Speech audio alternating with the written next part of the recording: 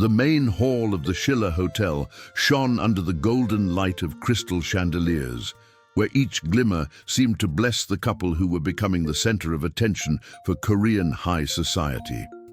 Photographers jostled for space, reporters murmured anticipated headlines, and guests toasted what they called the wedding of the century. At the altar, Han Jae-hyun, the charismatic and feared CEO of the Han Group empire, smiled with the confidence of someone who believed he had won at life.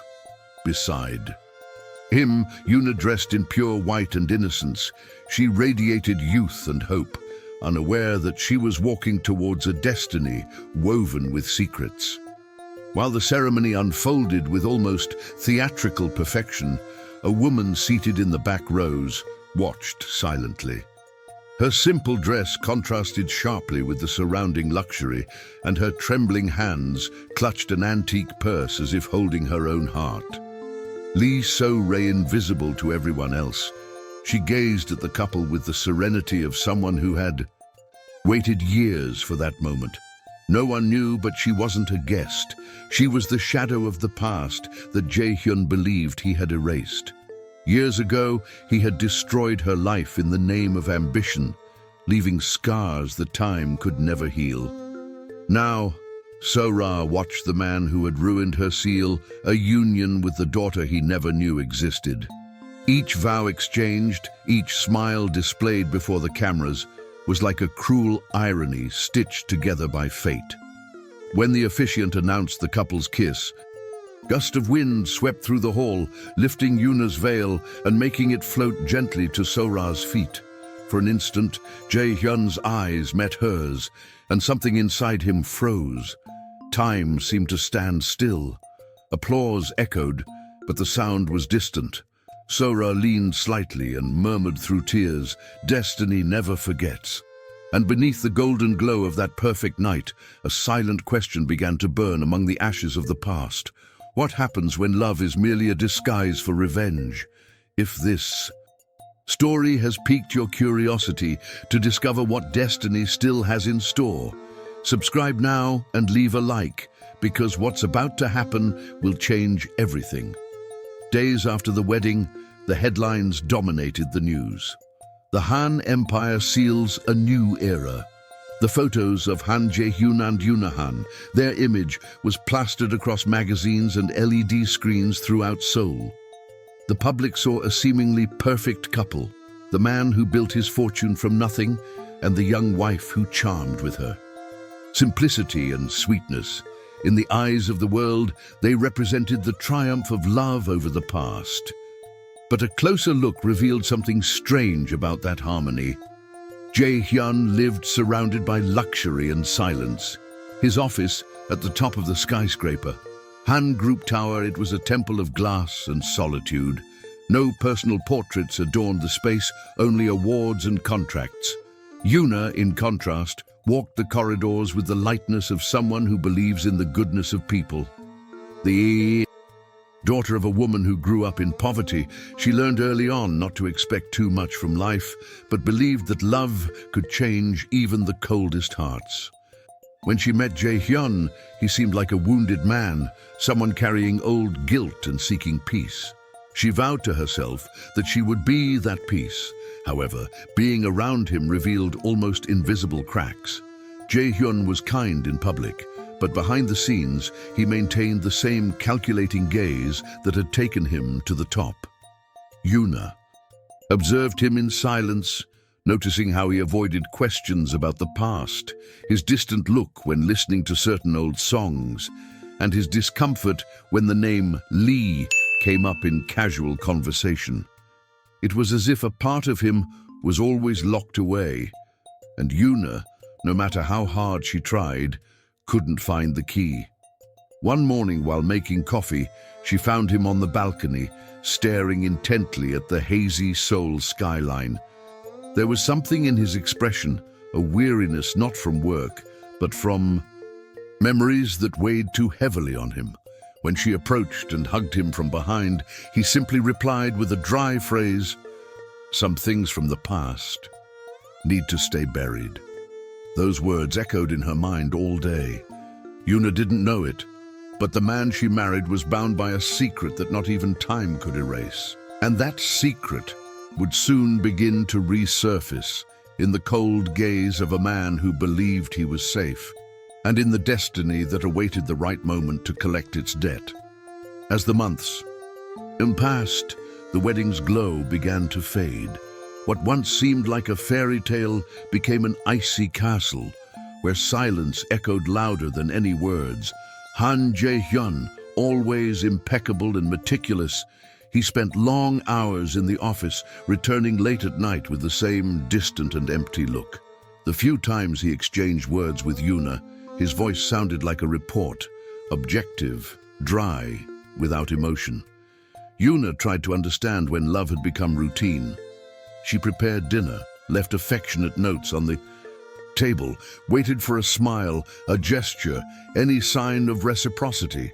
But the man she called her husband seemed incapable of looking at her without the mask of indifference. Sometimes during breakfast, she watched him leaf through newspapers with headlines about himself, as if his own image were more important than any human feeling. The Han Empire thrived, but inside the luxurious penthouse in Gangnam, the air grew increasingly thick. There were nights when Yuna would wake up alone and find him in his office, drinking silently by the window. His reflection in the glass seemed to converse with someone invisible. When she asked if everything was all right, he would simply reply, "It's just the weight of past decisions." But there was something more. A shadow in his gaze, a rigidity that concealed guilt. And the closer she tried to get, the more he recoiled, as if he feared the touch of someone who might see what he was struggling to hide. One night, Yuna heard a name in one of his nightmares, Zora, and for a moment he felt that something was deeply wrong. Who was this woman who made him wake up sweating and trembling? And why, every time her name was whispered, did Jae-hyun seem to see his own past approaching like a shadow ready to destroy everything he had built? Long before the spotlight and magazine covers, Han Jae-hyun, he was simply a man who was too ambitious to accept failure. Coming from a poor family in rural Gyeonggi, he grew up with his gaze fixed on the top and believed that love was a luxury only the weak could afford. When he met Lee Sora, he was still a promising executive, full of dreams and a hunger for power. She, on the other hand, was a simple woman, a volunteer teacher at a community school who saw beauty in the little things. She was the one who taught him that success was worthless without peace. He swore he would never leave her, and it was that promise that fate would use against him. The first years of their marriage were serene, full of hope and complicity. Sora believed that work kept him away out of necessity, not by choice. But over time, his perspective began to change. Less tenderness, more calculation. That's when the proposal that would define everything came along. A multi-million-dollar contract with the government, capable of transforming the company into an empire. The problem was that there were irregularities in the bidding process, and Jae-hyun knew it. When the scandals began to emerge, he needed someone to blame, and he chose the cruelest path, using his own wife's name as a scapegoat. He manipulated documents, forged signatures, and presented Sora to the press as the one responsible for an embezzlement scheme that he himself had orchestrated. The headlines were merciless. Businessman Han's wife involved in corruption.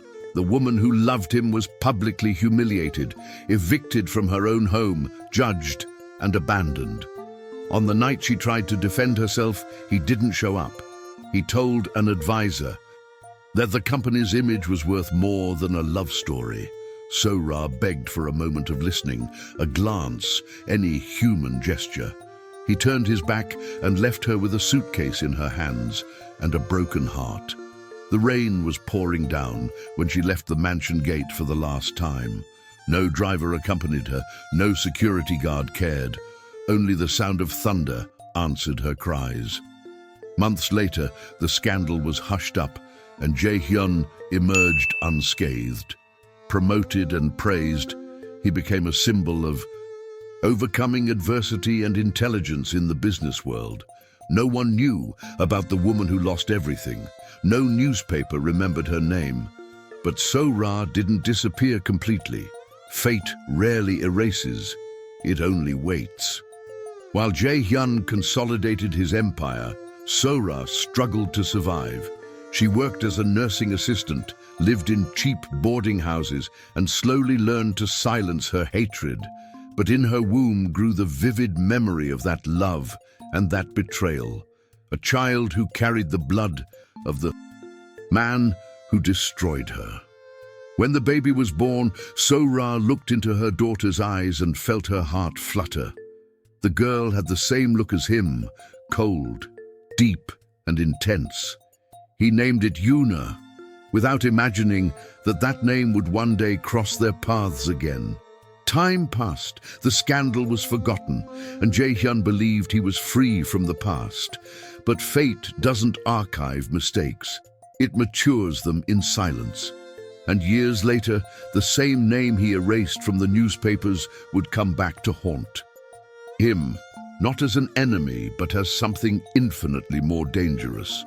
In the months that followed the scandal, Lee So-ra, she learned that pain has a smell, a sound, and a color. The smell of paper soaked with tears, the sound of doors closing, and the cold color of the early mornings when loneliness was her only company. The world that once smiled at her now treated her like a criminal. Friends distanced themselves, neighbors whispered, and every gaze carried the same silent judgment.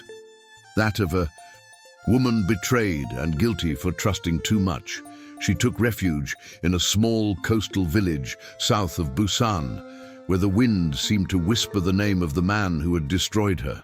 The house was simple, made of worn wood, and its windows creaked when the sea crashed.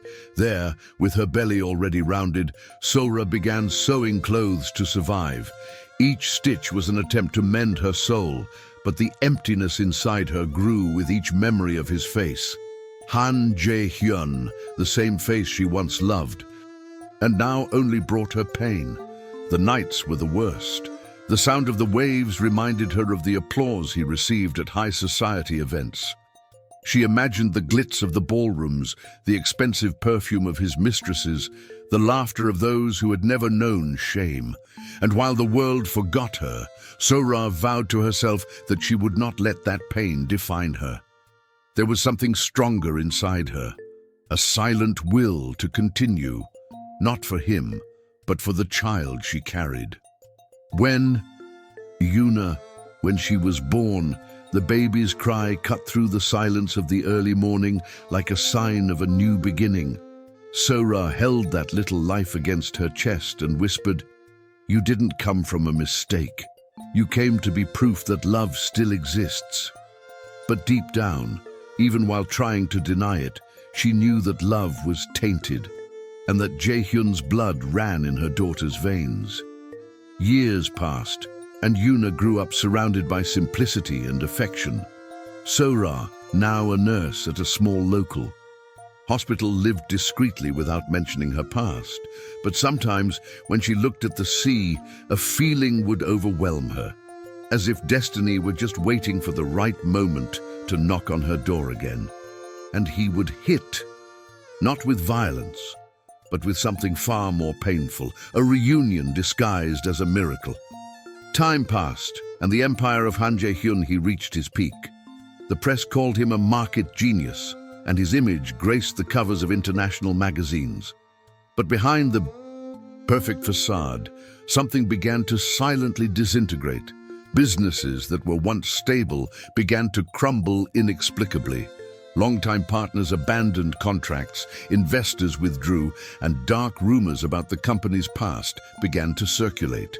It was as if an invisible force was unraveling, thread by thread, the fabric of its reputation. At home, the atmosphere had become stifling. Yuna increasingly isolated, she felt the weight of a distance she didn't understand.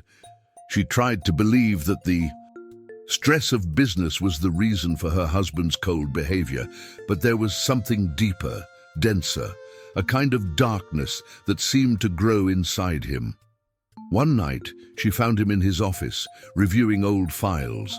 His hands trembled slightly, and his gaze was fixed on a name that appeared repeatedly in the documents, Lee So-ra. "Who is this person?" Yuna asked, trying to sound nonchalant. Jae-hyun hesitated. The silence was too long to be innocent. "Someone who no longer exists," he replied, and slammed his laptop shut. From that day on, he was haunted by nightmares. In each dream, I saw So-ra's face emerging from a dark corridor, covered in rain, repeating the same phrase, "You will still hear from me." Jae-hyun woke up sweating, his heart racing, and her name lingering on his lips. The guilt, no matter how hard he tried to bury it, began to stir beneath the ground like an earthquake about to erupt. Yuna understood everything, even without understanding, and what she didn't yet know, what no one knew, was that destiny was already in motion, slowly stitching together the threads that would reunite all the names, all the pain, and all the lies that Jae-hyun believed he had buried. On a rainy late afternoon, Yuna accompanied her husband to a charity event organized by Han Group on stage. Jae-hyun was giving a speech about social responsibility and compassion, words that sounded beautiful but hollow. In the middle of the audience, Yuna watched him with a strange tightness in her chest. That perfect image, the charismatic man, the exemplary businessman, no longer matched the icy silence that filled their house. When the applause echoed, she forced a smile, but inside she felt that something was about to change. A few weeks later, Jae-hyun received an invitation for his wife to represent the company in a donation of medical equipment to a hospital in Busan. He declined the invitation, but Yuna insisted. She wanted to do something that would reconnect her to reality, to ordinary people. Her weary husband simply nodded. The trip to the coast was the first step in Destiny's plan to unravel years of secrets. At the hospital, Yuna was greeted politely by the staff. During her visit, she met a nurse with a soft voice and kind gaze named Lee So-ra. The encounter was brief but intense. There was something about that expression that evoked an inexplicable feeling of familiarity. So-ra, for her part, felt her body tremble when she read the visitor's name tag, Yuna Han. The name echoed like silent thunder in her mind. For an instant, time stood still. The world around them dissolved, and in that small space between recognition and fear, the two women looked at each other in a way neither could explain. Later, while putting away the reports, So-ra trembled.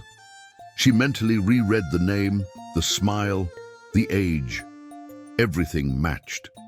The young woman she had met that day had the same look Jae-hyun had when he was still capable of love. The same face shape, the same lip line. And for the first time in so many years, So-ra felt the past knocking forcefully at her door. That night, sitting on the porch of her small seaside house, she opened an old box of keepsakes, newspaper clippings, a torn photograph, and a letter that had never been sent. Deep inside the cash register, a document held the secret that could change everything. The birth certificate of Yuna Lee, daughter of So-ra and Han Jae-hyun. She stared at the paper for long minutes, tears falling onto the faded letters, and murmured in a choked voice, "So, it's her." The wind blew, the waves crashed, and destiny finally opened its eyes. But So-ra still didn't know how to reveal the truth, because sometimes even love needs to watch the enemy destroy itself. The first cracks in the empire of Han Jae-hyun, they emerged subtly, almost imperceptibly. An important contract was suspended without explanation. A foreign investor withdrew support, and, little by little, the pillars of stability that supported the Han Group, they began to lean. Jae-hyun, used to being in control of everything, felt the growing discomfort of someone realizing that the ground is no longer firm. But the real earthquake began with a letter. It arrived in a plain envelope with no return address, left on her desk on a Monday morning. Inside, a single typed sheet of paper. Ghosts don't die, Jae-hyun. They just wait for the right moment to reclaim what was taken from them. Next to the phrase, an old copy of a contract, the same one he had handled years before, the document he had destroyed, Lee So-ra. For a few seconds, the CEO stood motionless, staring at the paper as if seeing a ghost. His breathing became heavy, his gaze distant. The past, which he believed buried, now knocked at the door with a vengeful smile. He tried to trace the letter's origin, but fear made him hesitate. He threw the envelope into the fireplace, watching the paper burn slowly, as if the fire could extinguish the guilt. But destiny cannot be extinguished by flames. It feeds on them. In the following days, a series of inexplicable events began to erode his life. A financial information leak hit the company. A journalist published an anonymous story about old frauds. And, to make matters worse, the name Lee So-ra began circulating again through the corridors of high society, like a cursed whisper. At home, Yuna noticed the change in her husband. The man who once exuded control now seemed haunted. He spent the early hours pacing the living room, reviewing documents, making nervous calls. His gaze was no longer one of arrogance. It was one of fear. One night, watching him through the half-open door, she heard him murmur that name again. So-ra. What do you want from me? Yuna didn't understand, but the way he said it, with terror, with despair, caused something inside her to silently break. Meanwhile, in Busan, Lee So-ra was watching news reports about the Han Group crisis. She didn't smile, she didn't celebrate, she simply watched in silence, like someone witnessing destiny finally beginning its work. She knew that this was only the first wave of a sea that would still bring destruction. The company suffered a moral collapse. The board demanded explanations, investors applied pressure, and newspapers began digging into its past. Among the old documents, a reporter found evidence that Jae-hyun had used the name of an innocent employee in an embezzlement scheme. And although So-ra's name had not yet officially surfaced, the net was closing in. Jae-hyun began to lose control of his own image. Pride gave way to paranoia, and the man who once considered himself untouchable now saw enemies in every shadow. He tried to maintain a serene face in front of his wife, but fear consumed him. With each ring of the phone, his heart raced. With each anonymous email, he relived the scandal he thought he had buried. And amidst this spiral of despair, a new abyss opened up, one he never expected. Because the true punishment hadn't even begun yet. Fate, patient as always, was saving the cruelest blow for when he was completely vulnerable. And this blow would come, not from the hands of an enemy, but from the eyes of someone he loved, someone whose truth would be impossible to bear. Winter had arrived in Seoul, bringing a cold wind that seemed to carry omens. Dry leaves piled up on the sidewalks, and the sky, covered by dense clouds, reflected the same weight that now rested upon the empire of Han. Jae-hyun newspaper headlines no longer called him a visionary, but corrupt. Leaked reports, suspicious contracts, outraged employees.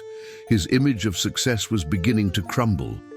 The man who once believed he controlled destiny now saw his own luck slipping through his fingers. And on the other side of the country, a woman silently watched the beginning of what life had promised: justice. Lee So-ra returned to Seoul after almost 20 years. Time had hardened his countenance, but not erased. His dignity, his eyes, once full of love, now reflected only a cold serenity, the kind of calm that only exists in those who have cried enough to fear nothing more. He walked the streets with a discreet air, but each step carried the strength of someone who knows he is about to confront his own past. He did not seek revenge. He sought closure. He had learned that life does not exact its due with hatred, but with precision. And fate, patient and ironic, had chosen the exact moment to cross their paths again. The reunion happened in an almost poetic way. During a charity conference of Han Group, Sora was invited as a medical consultant for the hospital where she worked. The event brought together business people, journalists, and politicians, and at the center of the stage, Yuna, accompanied by her husband, she spoke about health and charity projects. The audience applauded, flashes illuminated the hall, and for a moment, the past and the present faced each other. When Sora looked up and saw her daughter's smiling face beside the man who had destroyed her, the world seemed to stop. A shiver ran down her spine. The memories came like a violent tide. The rain, the closing gate, the abandonment, the throbbing womb. And now, there before her, was the result of it all. The daughter he never knew existed, bound to him by the most perverse bond that fate could weave. On the other side of the hall, Yuna, she noticed the elderly woman watching her with an intense gaze, impossible to ignore. There was something painfully familiar in that expression, an echo of childhood she couldn't quite place. When their eyes met, time froze. Yuna's smile faltered, her heart raced, and an inexplicable feeling washed over her, as if she were standing before a presence her soul recognized, even without understanding it. Han Jae-hyun, noticing his wife's discomfort, he followed her gaze, and when his eyes met Sora's, the air left his head. The glass fell from his hand. His face paled. His mind refused to accept it, but his body remembered. It was her. The woman he had condemned, the woman he had sworn never to see again, was alive, and she was there. That night, the silence in the house became unbearable. Jae-hyun paced back and forth, sweating profusely, his gaze lost. Then the phone rang. He answered without thinking, and the voice on the other end was like a punch to the gut. Calm, mature, but unmistakable. "Do you still recognize me, Jae-hyun?" His heart raced. He tried to answer, but the words wouldn't come out. The voice continued, firm, almost compassionate. "Life is patient, and what you took from me now sleeps beside you." The call ended with a soft click, and the silence that followed was heavier than any sentence. He dropped his phone and looked at Yuna asleep in bed, serene and oblivious to the storm brewing around her. For the first time, Jae-hyun felt the true weight of fear. Not the fear of losing money, power, or reputation, but the fear of the inevitable. The fear that fate had finally decided to collect the debt he believed he was escaping. The next day, Lee So-ra-shi walked through the glass doors of the Han Group headquarters. The employees fell silent. Her footsteps echoed down the hallway as if marking the end of the day. When she entered the meeting room, Jae-hyun stood up, pale and trembling. She stopped before him, her gaze firm and calm, and said, "It's been a long time, President Han." And in that instant, the past and the present merged into a dense silence. It was the reunion that fate had waited 20 years to witness, but the cruelest part was yet to come, because the truth, when finally revealed, doesn't just destroy those who lie, it also destroys those who love. The reunion of Han Jae-hyun and Lee So-ra-an, almost sacred silence spread through the meeting room. The air seemed heavier, time slower, and even the ticking of clocks fell silent, as if destiny itself were holding its breath. So-ra stood before him, serene and unwavering, like a living memory that time could not erase. He, on the other hand, trembled slightly, his eyes lost between disbelief and guilt. He tried to pronounce her name, but his voice failed him, and what came out was only a hoarse whisper, full of regret. So-ra. She took a deep breath and walked slowly to the center of the room, placing a folder of documents on the table. "For years, I wondered if fate would forget you, Jae-hyun," she said calmly, without raising her voice. But fate doesn't forget. It just waits for the right moment. She opened the folder and revealed old copies of contracts, statements, and records, proof of the crime he committed to build his empire. The pages slid across the glass with the same dry sound as a final verdict. Jae-hyun looked at the papers, his heart racing. They were the same ones he had destroyed, burned, hidden. But there they were, untouched, as if life itself had preserved each line like an open wound. While he was trying to compose himself, the door opened. Yuna, she entered, smiling, unaware of the abyss that awaited her. Jae-hyun, why didn't you tell me we had a visitor? She asked before her gaze met Sora's. The world stopped. The two stood face to face, and the silence became unbearable. Yuna took a step forward, confused. I know her. From where? Sora kept her gaze fixed on her, and discreet tears began to fill her eyes. Because the blood that runs in you is the same blood that was once ripped from me. The confession came like a thunderclap. Jae-hyun staggered back, his face contorted in horror. Yuna recoiled, bewildered. What is she saying? She asked, her voice trembling. Sora took the yellowed birth certificate from her bag and placed it before her daughter. You are my daughter, Yuna, and the man beside you is the man who destroyed everything I was. The silence that followed was more painful than any scream. Yuna dropped the paper to the floor, unable to breathe. The look she gave her husband was a mixture of disgust and disbelief. It's a lie, isn't it? She whispered. But Jae-hyun's face, pale and defeated, said it all without needing words.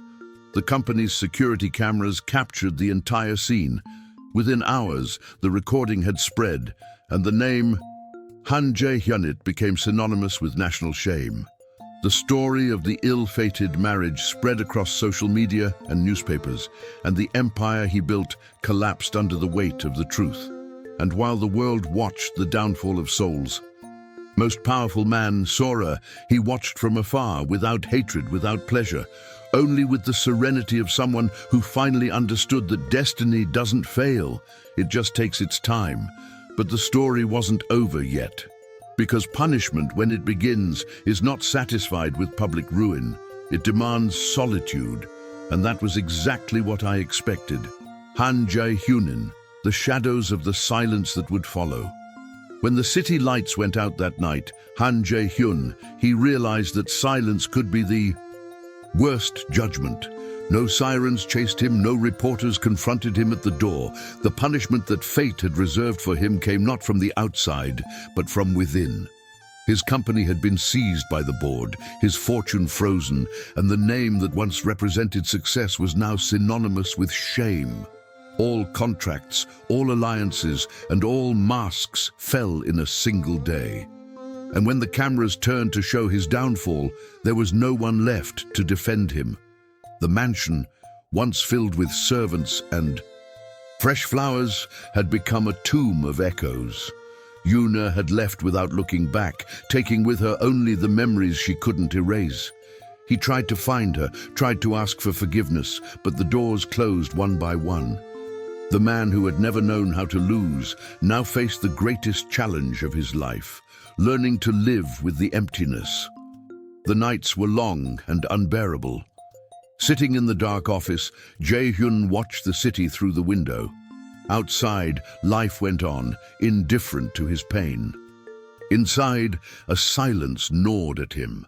He tried to convince himself that it had all been just a miscalculation, a consequence of inevitable choices, but the image of Lee So-rashi haunted him like a shadow.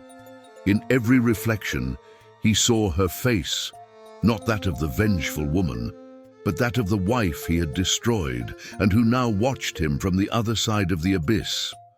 One night he opened a forgotten drawer and found an old photograph, the two of them, smiling as young people at the beginning of their marriage. For a moment, time seemed to rewind, and the tears he had always denied finally fell. No money, no power, No lie could protect him from that moment. It was there, alone, among the ruins of what he had built, that he understood. The true hell is not loss. It's remembering what you destroyed with your own hands. And as the clock struck midnight, he realized that the punishment would not end with the sunrise, because fate still had one last word, and it would come in silence. Months had passed since the final act of that drama, a drama that time had tried to erase, but whose scars remained etched on the soul. The Busan wind blew with the same melancholic gentleness as when it all began, a salty, cold breath capable of carrying memories that refused to die. By the sea, Lee Sora, he walked slowly, his feet sinking into the damp sand as the horizon was tinged with shades of orange and gold. The sea, with its constant movement, seemed to murmur stories that only the repentant are able to understand. Next to you, Yuna, she walked in silence, her loose hair dancing to the rhythm of the breeze. Time had returned the sparkle to the young woman's eyes, but not her innocence. She now carried a serene maturity, forged in pain and revelation. The two, mother and daughter, shared the same silence, a silence that no longer hurt, only echoed. Neither of them needed to speak of the past. There was a tacit understanding between them that some pains do not fade. They only transform into memories that no longer burn, but teach. Sora stopped before the water, took a deep breath, and closed her eyes. The sound of the waves mingled with her own breathing, as if the sea were returning the breath that life had once stolen from her. She remembered the man she loved and hated, the empire he built with ambition and destroyed with guilt, and the night it all ended in fire. There were moments when she still dreamed of his face, Han Jae-hyun, not with anger, but with a strange compassion. He had understood, as the days passed, that the cruelest punishment is not the suffering inflicted, but the regret that comes too late. "Do you still think about him?" Yuna asked, without looking at her mother. Sora hesitated before answering, as if weighing each word so as not to break the silence. "I do, but in a different way," she finally said. "Today I see him as part of the journey, not as its end. Without him, I wouldn't have learned the value of truth, nor would I have met you." Yuna nodded silently, and her eyes welled up with tears, reflecting the same sunset that had once witnessed her pain. The imaginary camera slowly zooms in on Sora's face, her grey hair swaying, the wrinkles tracing a kind of map of what she has lived through. The firm and sweet gaze of someone who has been through hell and found new meaning in forgiveness itself. "Destiny doesn't rush, Yuna," she murmured, "but it never fails. It always knows when the time is right to give back what is ours, be it love, justice, or simply peace." The wind picked up, and the waves lapped at her ankles. Sora smiled, a gentle, almost childlike smile, and bent down to pick up a broken shell. "Look at this," she said, showing it to her daughter. "It's broken, but it's still beautiful. That's what life is like after pain. The beauty remains. It just changes form." Yuna looked at the shell in her mother's palm, and for the first time, understood what it meant to start over without having to forget. Behind them, the sun dipped into the sea, tinging the sky with a soft red reminiscent of fire, but without destruction. It was the same red that had once symbolized tragedy, now transformed into the color of new beginnings.